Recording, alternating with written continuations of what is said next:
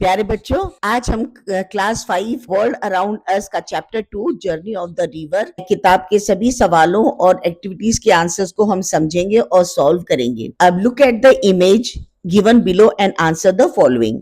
बच्चों, नीचे दिए गए चित्र को ध्यान से देखो और जवाब दो। इस चित्र में गोदावरी नदी दिखाई गई है। गोदावरी नदी पहाड़ों से शुरू होकर कई जगहों से गुजरती है। ये महाराष्ट्र, तेलंगाना और आंध्र प्रदेश से होकर बहती है। इसकी छोटी नदियां छत्तीसगढ़ और उड़ीसा से भी जुड़ती हैं। चित्र में dam, wild life sanctuary, animal, plants और बे ऑफ बंगाल भी दिखाई दे रहे हैं। ये देखिए, इधर एनिमल्स, प्लांट्स और बे ऑफ बंगाल इधर भी दिखाई दे रहे हैं। मतलब नदी केवल पानी नहीं देती बल्कि बहुत से सारे जीवों को और लोगों की मदद भी करती है। Name the states that Godavari flows through. Godavari नदी किन राज्यों से होकर बहती है? इसका आंसर है महाराष्ट्र, तेलंगाना और आंध्र प्रदेश। इसकी कुछ छोटी नदियां छत्तीसगढ़ और उड़ीसा से भी होकर आती हैं।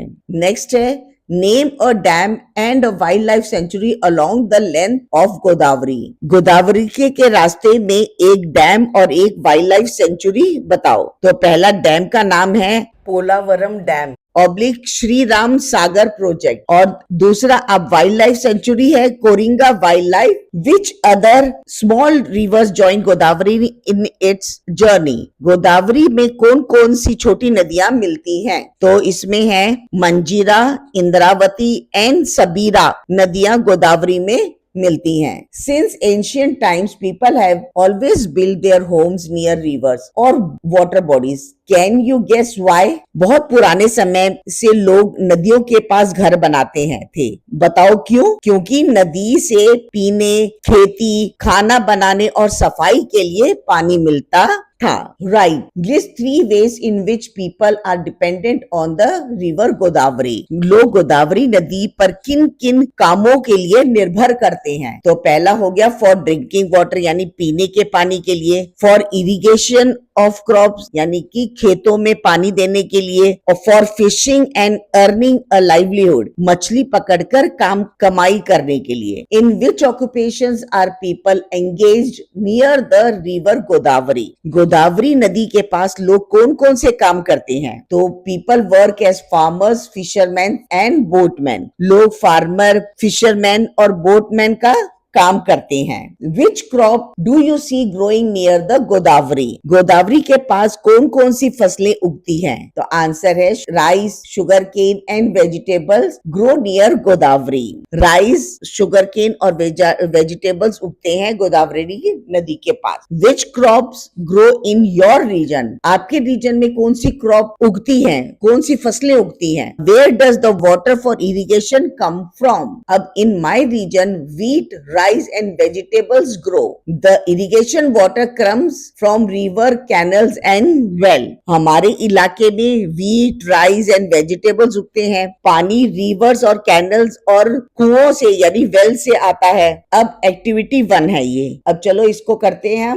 Make a poster showing all the ways river help people. एक पोस्टर बनाना है जिसमें दिखाना है कि नदियां लोगों की कैसे मदद करती हैं। तो हम इधर आंसर देखेंगे। पहले, river help us by providing drinking water, यानी कि नदियां हमें बहुत सारी चीजें देती हैं, जैसे पीने का पानी, वाटर फॉर फार्मिंग यानी खेती के लिए पानी, फिश फॉर फूड यानी मछलियों के लिए खाना, ट्रांसपोर्ट बाय बोट्स यानी कि नाव से आने जाने का रास्ता है, Holmes for many animals and plants यानी बहुत सारे जानवरों और पौधों का घर है। आप यहाँ पर देख सकते हैं, ये एक सैंपल का पोस्टर बनाया हुआ है। आप अपनी मर्जी से कोई भी पोस्टर बना सकते हैं। इनकी ये आपको हेल्प में ये आपको सारी चीजें आपको शो करनी है वो पोस्टर में। Next, right, what problem can arise after a dam is built? How can they B solved? Dam बनाने के बाद क्या परेशानी हो सकती है? How can they B solved यानी इन समस्याओं को कैसे ठीक किया जा सकता है? तो पहला है, प्रॉब्लम क्या है? पहले, people may have to move from their homes यानी कि लोगों को अपना घर छोड़ना पड़ सकता है। फॉरेस्ट में गेट सबमर्ज्ड यानी कि जो जंगल पानी में डूब सकता है। एनिमल्स में लूज देयर हैबिटेट्स, यानी जानवरों को का घर छीन सकता है। और इसका सॉल्यूशन क्या है, कैसे उसको सॉल्व किया जाए? तो provide proper homes to affected people, यानी कि लोगों को रहने के लिए अच्छे घर दिए जाएं, जिनका घर डैम के वजह से उनको शिफ्ट होना पड़ रहा है तो उनको घर दिए जाएं। प्लांट मोर ट्रीज, आपको ज्यादा से ज्यादा पेड़ लगाने चाहिए। और प्रोटेक्ट वाइल्ड लाइफ एरियाज, जानवरों के रहने की जगह को बचाया जाए। तो ये सॉल्यूशन है आप लोगों को कि कैसे अगर बेल्ट बिल्ड होते हैं तो उनको कैसे सॉल्यूशन किया जाए, कैसे सॉल्व किया जाए। Where do the plastic wrappers and bags that will litter end up, जो प्लास्टिक हम इधर उधर फेंकते हैं वो कहाँ जाता है? तो plastic wrappers and bag often and up in reverse, Pond's and drains, यानी कि जो प्लास्टिक हम फेंकते हैं वो रिवर, पॉन्ड्स एंड ड्रेन्स में पहुंच जाता है। What kinds of soaps, shampoos और floor cleaners are used in your home? Where does the unclean water go? घर में कौन कौन सी क्लीनिंग चीजें इस्तेमाल होती हैं आपके? तो हमारे घर में सोप, शैम्पू और घर को सफाई, फ्लोर को क्लीन करने के लिए जो फ्लोर क्लीनर होता है उसका इस्तेमाल हम करते हैं। और जो अनक्लीन वाटर होता है वो कहाँ जाता है? वो गंदा पानी कहाँ जाता है? गंदा पानी ड्रेन और सीवेज से सिस्टम में चला जाता है। आस्क योर पेरेंट और elders about the condition of water bodies near your home when they were at your age. What is the status of those water bodies today? आप अपने mummy papa या बड़ों से पूछो कि पहले तालाब और नदियां कैसे थी, आज उनकी हालत कैसी है ना? तो ये आपको अपने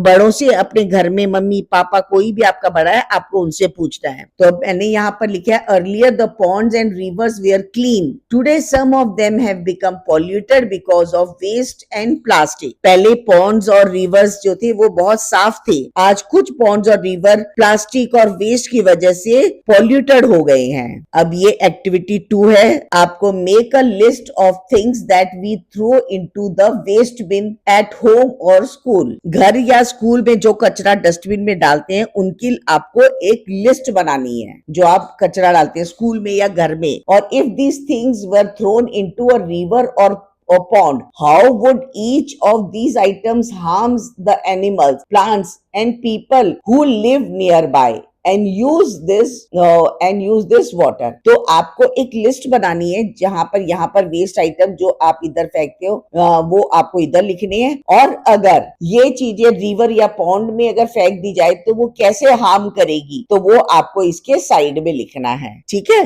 जैसे यहाँ पहला वेस्ट आइटम है प्लास्टिक बैग्स। प्लास्टिक बैग को अगर नदी में फेंक दें तो जानवर उन्हें खा के बीमार हो सकते हैं। Animals may eat them and fall sick. Food waste पानी को गंदा कर देता है। अगर जो आपके खाने का जो वेस्ट आप डालते हो वो पानी को गंदा कर देता है। ग्लास पीसेस, कांच के टुकड़े लोगों और जानवरों को चोट पहुंचा सकते हैं, can injure people and animal. Batteries release harmful chemical into water, जो बैटरीज है वो पानी में हार्मफुल केमिकल छोड़ सकती हैं। अब नेक्स्ट है एक्टिविटी 3। अब एक छोटा एक्सपेरिमेंट है इधर। Take 2 clear glasses of water, add a spoonful of sugar in one and a spoonful of cooking oil in the other. Stir both well and observe. What do you observe? Which one appears clear? What do you observe? अभी आपको क्या इधर पूछा गया है कि आपको 2 साफ ग्लास पानी के लेने हैं। एक ग्लास में चीनी डालो 1 चम्मच और दूसरे ग्लास में आपको 1 चम्मच तेल डालना है। दोनों को अच्छी तरीके से आपको चम्मच से मिला देना है। तो आपने क्या देखा, क्या ऑब्जर्व किया आपने कि sugar dissolves in water and the water remains clear. जो चीनी है वो पानी में घुल जाती है और पानी एकदम फिर से क्लियर दिखाई देता है। The oil does not dissolve and float on the surface, लेकिन तेल जो है वो पानी में घुलता नहीं है और वो ऊपर ही पानी के ऊपर तैरता रहता है। Which one appears clear? अब कौन सा आपको ये बताना है कि विच वन अपीयर्स क्लियर, कौन सा क्लियर दिखाई देता है? तो चीनी वाला पानी साफ दिखाई देता है। The water mixed, the sugar water mixture appears clear, dissolves in water and do not dissolves in water। आप बहुत सारे आइटम लेके आप ना पानी के में आप उन चीजों को डाल के देख सकते हैं कि कौन कौन सी चीजें पानी में डिजोल्व हो जाती हैं, यानी घुल जाती हैं, और कौन कौन सी चीजें पानी में नहीं घुलती हैं। आप बहुत सारे सब कुछ भी, हल्दी, दाल, चॉक पाउडर, ये शुगर, नमक, लेमन जूस, ऑयल, मिट्टी, प्लास्टिक के पीसेस, पेपर के पीसेस, या फिर पत्थर, कुछ भी आप लेके आप पानी में डाल के आप देख सकते हैं कि कौन सा डिसॉल्व होता है और कौन सा नहीं। तो जो मैंने इधर लिखा है वो है, आंसर है शुगर डिसॉल्व हो जाता है पानी में, और जो सॉल्ट है, नमक है, वो भी पानी में घुल जाता है, और जो लेमन है वो भी पानी में घुल जाता है, और जो नहीं घुलता है वो है ऑयल, और जो मिट्टी है, सैंड, जो वो भी नहीं घुलती। एक बार आप उसको घुमाओगे एक बार को तो आपको लगेगा कि वो एकदम से मिक्स हो गई है, लेकिन आप जब उसको थोड़ी देर के लिए छोड़ दोगे तो वो सारी नीचे बैठ जाती है पानी में, है ना। और प्लास्टिक के पीसेस वो भी पानी में नहीं घुलते हैं। अब है एक्टिविटी 4। इसमें आपको दो पिक्चर दिखाई गए हैं। Look at the two images given below. Which rivers look healthy and why? How do so many plants grow in water? What do you think happens when too many plants grow in a river? अब आपको है यहाँ पर दो picture दिखाई दे गए हैं। एक ये साफ पानी वाला जो है नदी है, और ये नदी ऊपर से हरी हरी परत से ढकी हुई है। ये साफ पानी वाला नदी जो है ये वाली, ये हेल्दी है। उन्होंने पूछा ना विच river looks healthy and why, तो ये वाली जो रिवर है ये क्लीन वाटर है, बिल्कुल साफ पानी है, ये हेल्दी रिवर है ना। और क्योंकि उसमें पानी साफ है और जरूरत से ज्यादा प्लांट भी नहीं है। बहुत ज्यादा प्लांट जो होते हैं वो प्लांट्स का जो वेस्ट होता है और फर्टिलाइजर्स की वजह से उगते हैं। यानी कि अगर आपका प्लांट्स का वेस्ट वगैरह उसके अंदर डालेंगे पानी में, फर्टिलाइजर्स अगर पानी में जाते हैं तो उसकी वजह से पेड़ पौधे पानी में बहुत जल्दी उग जाते हैं। जब बहुत प्लांट्स हो जाते हैं तो फिश को ऑक्सीजन कम मिलती है। जब इसमें अगर ये वाले पानी में आपको बहुत ज्यादा फिश मिलेंगी क्योंकि क्लीन वाटर है, फिश को ऑक्सीजन मिल रही है, लेकिन ये वाले जो पानी है इसके अंदर फिश को ऑक्सीजन नहीं मिलती, उनका दम घुटता है, क्योंकि ऊपर पूरे के पूरे जो पानी है वो पेड़ पौधों से ढक गया है, ग्रीन ब्लैंकेट जैसा हो गया, और ऑक्सीजन की कमी हो जाती है फिश के लिए। देखिए, which river looks healthy and why? The river with clean water looks healthy because the water is clear and there are not too many unwanted plants. कौन सी नदी हेल्दी लग रही है और क्यों? क्लीन वाटर वाली रिवर है वो हेल्दी है क्योंकि उसका पानी साफ है। Why do so many plants grow in water? पानी में इतने प्लांट्स क्यों उग जाते हैं? क्योंकि because the water has extra nutrients from waste and fertilizers। क्योंकि पानी में वेस्ट और फर्टिलाइजर से एक्स्ट्रा न्यूट्रिएंट्स आ जाते हैं, तो इसकी वजह से प्लांट्स पानी में बहुत जल्दी ग्रो हो जाते हैं। What happens when too many plants grow in river? जब बहुत ज्यादा प्लांट्स उग जाते हैं तो क्या होता है? They reduce oxygen in the water and harm fish and other aquatic animals. पानी में ऑक्सीजन कम हो जाती है और फिश को नुकसान होता है। Can you list 3 things you can do to protect the water bodies near you? पानी वाली जगहों को बचाने के लिए हम क्या कर सकते हैं? तो सबसे पहले है, do not throw garbage into the river और पॉन्ड। नदी या तालाब में कचरा नहीं फेंकना चाहिए। Save water and use it carefully. पानी बचाना चाहिए और संभल कर इस्तेमाल करना चाहिए। Join cleanliness drives around water bodies. नदी तालाब की सफाई में मदद करनी चाहिए। अब ये एक्टिविटी 5 आ गई है, इसमें आपको मैच द फॉलोइंग है, जैसे कि one problem could affect more than one thing. यहाँ आपको फ्लड प्रॉब्लम जो है को उसके इफेक्ट से जोड़ना है, यानी कि ये प्रॉब्लम है और उससे क्या इफेक्ट होगा, तो वो उसको आपको जोड़ना है। अगर फ्लड प्रॉब्लम है कि डर्टी वाटर, तो डर्टी वाटर यानी गंदा पानी पीने लायक पानी को खराब कर देता है, यानी कि जो पीने लायक पानी होता है उसको खराब कर देता है। अगर फ्लड का पानी, तो सेफ ड्रिंकिंग वाटर को वो खराब करता है। तो आपको इसको यहाँ जोड़ देना है। ये इफेक्ट है कि वो किसको हार्म कर रहा है, सेफ ड्रिंकिंग वाटर को हार्म कर देता है। ब्रोकन रोड्स, अब फ्लड की वजह से रोड टूट जाते हैं, तो टूटी सड़कें किसको परेशान करती है, आने जाने में परेशानी देती है। तो आने जाने की परेशानी का मतलब है ट्रैवल एंड ट्रांसपोर्ट। तो यहाँ पर आप इसको यहाँ पर इसके साथ में जोड़ देंगे।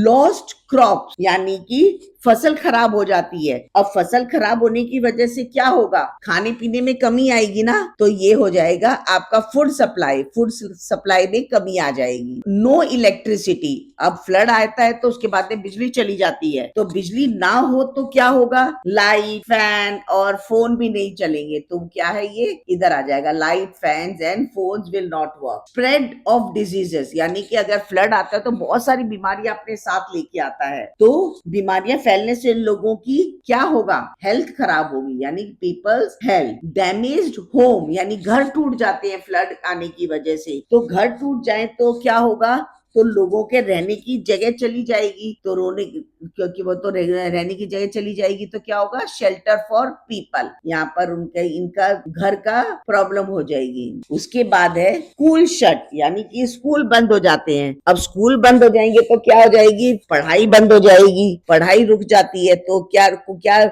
इफेक्ट होता है, लर्निंग इफेक्ट होती है, बच्चों की पढ़ाई इफेक्ट, तो आपको इसके साथ जोड़ना है। नेक्स्ट एक्टिविटी भी आपको आ गई है, एक्टिविटी 6। अब ये है रोड सेफ्टी टिप्स है, ये है ना। अब बाढ़ से बचने के रूल्स सीखते हैं। चलो अब कैसे है, पहले बिफोर द फ्लड क्या होता है, ड्यूरिंग द फ्लड के समय क्या क्या करना चाहिए, और आफ्टर द फ्लड क्या क्या होता है, ठीक है।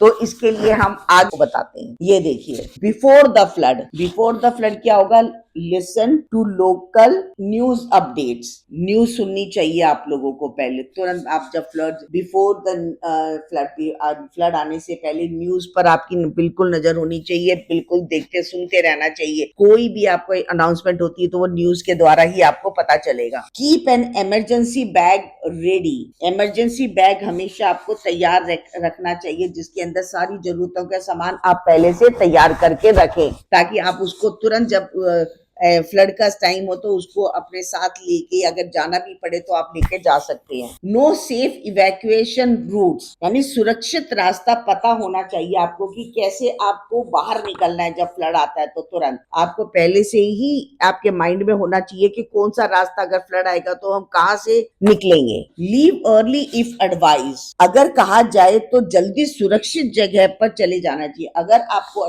सरकार की तरफ से, गवर्नमेंट की तरफ से एडवाइजरी मिलती है कि आपको फटाफट आपको जल्दी से खाली कर दीजिए, तो जितना जल्दी हो आपको उधर से अपने घर से खाली कर देना चाहिए अपना एरिया जहां पर आप रह रहे हैं। Keep ropes, torch and medicine ready, आपको रस्सी, टॉर्च और दवाइयां तैयार रखनी चाहिए, बिल्कुल। अब फ्लड के दौरान क्या करना है ना, जब बाढ़ आ जाती है तो उसके बाद आपको क्या करना है, बाढ़ के समय बहुत सावधान रहना चाहिए। Switch off electricity and gas, बिजली और गैस को बंद कर देना चाहिए, आपको तुरंत बंद कर देना चाहिए। डू नॉट वॉक और ड्राइव थ्रू फ्लड वाटर, बाढ़ के पानी में चलना या गाड़ी चलाना बिल्कुल भी नहीं चाहिए। आप मूव टू हायर ग्राउंड, ऊंची जगह पर चले जाना चाहिए, जहां पर बाढ़ का पानी हमेशा नीचे की जगह पर पहले भरता है, तो आपको तुरंत ऊंची जगह पर चले जाना चाहिए जो जमीन से और थोड़ा हायर हो। फॉलो ऑफिशियल इंस्ट्रक्शंस, बड़ों और ऑफिशियल की बात को मानना चाहिए। अगर बड़े लोग जैसे बोलते हैं या गवर्नमेंट भी जो कुछ बोल रही है या अनाउंसमेंट जो भी होते हैं, उन सब की बातों को आपको तुरंत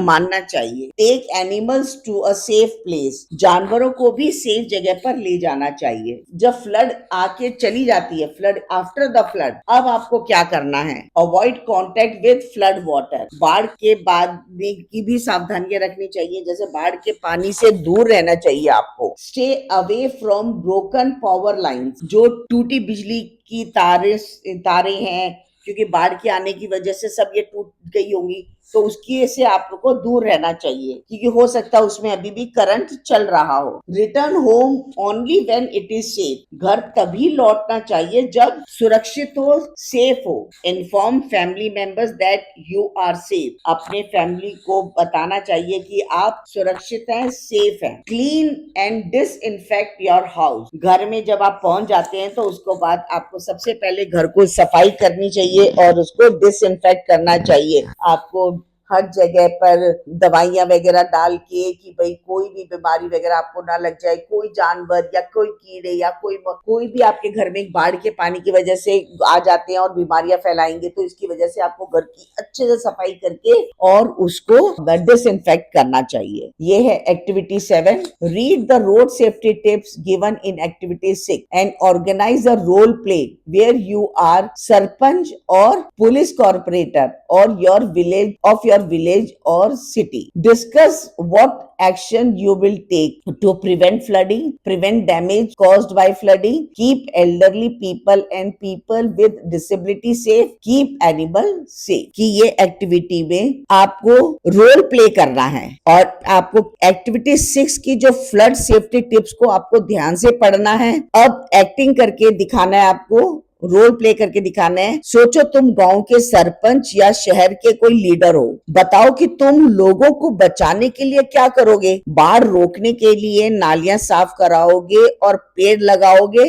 प्रिवेंट फ्लडिंग, है ना, prevent damage cause by flooding, नुकसान कम करने के लिए लोगों को पहले से वार्निंग दोगे। Keep elderly people and people with disability safe, तो बुजुर्ग और दिव्यांग लोगों को पहले सुरक्षित जगह पहुंचाओगे। कीप एनिमल सेफ, जानवरों को ऊंची और सेफ जगह पर ले जाओगे। तो ये आपको इसका रोल प्ले करना है, यानी आप क्लास में इसकी अपने टीचर की हेल्प के साथ में इसे एक नाटक के रूप में आप कर सकते हैं। अभी जैसे यही एक्टिविटी है तो इसको हम एक्सप्लेन करेंगे कि टू प्रिवेंट फ्लडिंग कैसे करेंगे। क्लीन ड्रेन रेगुलरली, आपको क्या करना है कि बाढ़ को रोकने के लिए ये काम हमें करना ही चाहिए कि नालियों को बार बार साफ करना चाहिए ताकि पानी रुक कर जमा ना हो। प्लांट मोर ट्रीज, ज्यादा पेड़ लगाने चाहिए क्योंकि पेड़ बारिश का पानी धीरे धीरे जमीन में जाने देते हैं। अब आपको टू प्रिवेंट डैमेज, बाढ़ से नुकसान कम करने के लिए ये काम करने चाहिए। क्या करने चाहिए? वार्न पीपल अर्ली, लोगों को पहले से बता देना चाहिए कि बाढ़ आ सकती है। अरेंज सेफ शेल्टर, लोगों को रहने के लिए सुरक्षित जगह तैयार करनी चाहिए, है ना। और to keep elderly and disable people safe, उसके लिए क्या होगा, बुजुर्ग और दिव्यांग लोगों को सबसे पहले सेफ जगह ले जाना चाहिए। Help them move to safer places first, क्योंकि उन्हें चलने फिरने से में मदद की जरूरत होती है, तो इसके लिए सबसे पहले उन्हें सेफ जगह पर पहुंचा देना चाहिए। To keep animal safe, shift them to higher ground and provide food and water, जानवरों को भी बचाना बहुत जरूरी है, तो उन्हें ऊंची जगह ले जाओ और खाना पानी दो। अब take a moment to imagine your day without water. बच्चों सोचो अगर एक दिन घर में पानी ना हो तो क्या होगा। What would you do if there was no water in your home for an entire day? अगर पूरे दिन पानी ना हो तो हम पानी बहुत संभल कर इस्तेमाल करेंगे, है ना। I would use stored water carefully and avoid wasting, जो पानी रखा है उसे थोड़ा थोड़ा करके इस्तेमाल करेंगे और वेस्ट नहीं करेंगे। What if there was no water for a week? अगर एक हफ्ते तक पानी ना हो तो क्या होगा, तो बहुत मुश्किल हो जाएगी। How would you bath, drink, cook or clean? Where would you go to find water? अब है नहाना, पीना, खाना बनाना और सफाई करना मुश्किल होगा, हमें पानी टैंकर, कुएं या कम्युनिटी टैप से लाना पड़ेगा। इसका आंसर ये, it would become very difficult to drink, cook, bath and clean. We would have to get water from water tanker, well or community taps. Let us reflect. What are rivers in your state used for? हमारे राज्य में नदियां किस काम आती हैं? वो river are used for drinking water, irrigation, fishing, generating electricity. तो जो रिवर है वो हमारे काम आती है, जैसे ड्रिंकिंग वाटर पीने के पानी के लिए, खेती में पानी देने के लिए, मछली पकड़ने के लिए और बिजली बनाने के लिए। Are there any dams on them? Yes, there are dams built on many rivers. क्या नदियों पर डैम बने हैं? हाँ, बहुत सी नदियों पर डैम बने हैं। शेयर अ स्टोरी और festival related to river. People celebrate Chhath Puja and thank river for supporting life. इसमें है आपको नदियों से जुड़ा कोई फेस्टिवल बताओ। तो लोग छठ पूजा मनाते हैं, नदी को धन्यवाद कहते हैं क्योंकि नदी हमें पानी और जीवन देती है ना। बिहार में छठ पूजा मनाई जाती है ना, तो ये एक बहुत बड़ा फेस्टिवल होता है बिहार का, जब जहां पर वो रिवर को थैंक यू बोलते हैं। What was the condition of river when your elder were children? जब हमारे बड़े छोटे थे तब नदियां कैसी थी? The river were cleaner and less polluted. तब नदियां ज्यादा साफ थी और उनमें कम गंदगी थी। What has changed since then? अब क्या बदल गया है? Today many rivers have become polluted because of plastic and waste. आज कई नदियां प्लास्टिक और कचरे से गंदी हो गई हैं। Why did people build houses near rivers in the past? Are rivers still important today? पहले लोग नदी के पास घर क्यों बनाते थे? People built houses near rivers because they needed water for daily life and farming. Yes, rivers are still very important today. क्योंकि उन्हें पीने, नहाने, खाना बनाने और खेती के लिए पानी चाहिए होता था। River still important today? Yes.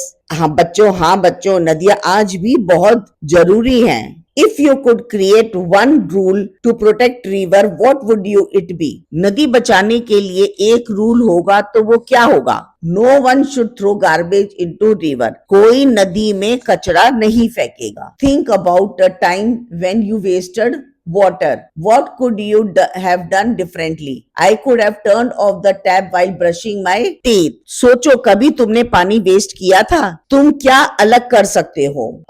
I could have turned off the tap while brushing my teeth. Brush करते समय टैप बंद कर सकते थे। अगर जब हम ब्रश करते हैं तो हम टैप को हमेशा ज्यादातर खुला ही छोड़ देते हैं, वो पानी बहता रहता है और हम ब्रश करते रहते हैं। तो जब आप ब्रश करना शुरू करते हैं तो आपको टैप एकदम बंद कर देना चाहिए, और जब आपको माउथ वॉश करना हो तभी आपको टैप फिर से दोबारा खोलना चाहिए। तो आप ये कर सकते थे, जब आप पानी वेस्ट कर रहे थे आप टैप को बंद कर सकते थे। Can you design a simple water filter? क्या तुम सिंपल वाटर फिल्टर बना सकते हो? I would use cotton, sand, gravel and charcoal. These material have help remove dirt from water. Cotton, sand, gravel और चारकोल इस्तेमाल, ये चीजें पानी की गंदगी को कम करने में मदद करती है। If you were planning a new city near a river, what would you do? Keep the river clean. अगर तुम नदी के पास नया शहर बनाओगे तो क्या करोगे? कीप द रिवर क्लीन, पहला पॉइंट, नदी को साफ रखूंगा।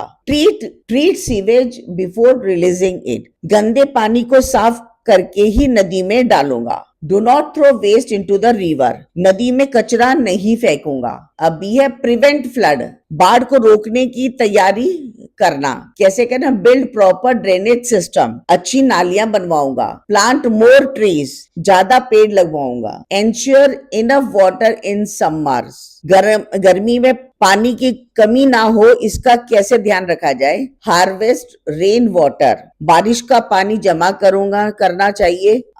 Save and use water wisely, पानी बचाकर समझदारी से इस्तेमाल करना चाहिए। अच्छा बच्चों, अब ये चैप्टर यहीं समाप्त होता है और मैं इस वीडियो को यहीं एंड करती हूँ। अगर आपको आज का ये वीडियो अच्छा लगा हो तो हमारे कॉन्सेप्ट बेस्ड कॉर्नर चैनल को सब्सक्राइब करना बिल्कुल भी मत भूलना, और साथ में बेल वाला बटन भी दबा देना ताकि हमारी हर नई पढ़ाई वाली वीडियो सबसे पहले आप तक पहुंच सके। आज हमारे साथ अंत तक पढ़ने के लिए आप सभी का बहुत बहुत धन्यवाद। और अगर वीडियो पसंद आई है तो लाइक जरूर करना, अपने दोस्तों और भाई बहनों के साथ शेयर भी करना ताकि वे भी आसानी से पढ़ सकें, और कमेंट करके जरूर बताना कि आपको ये चैप्टर कैसा लगा, अगली वीडियो किस चैप्टर पर चाहिए। और ठीक है बच्चों, आज के लिए बस इतना ही, फिर मिलेंगे एक नई मजेदार और आसान पढ़ाई वाली वीडियो के साथ। तब तक अपना ध्यान रखना, खूब पढ़ना, मुस्कुराते रहना और पानी की एक एक बूंद को बचाना। बाय बाय बच्चों।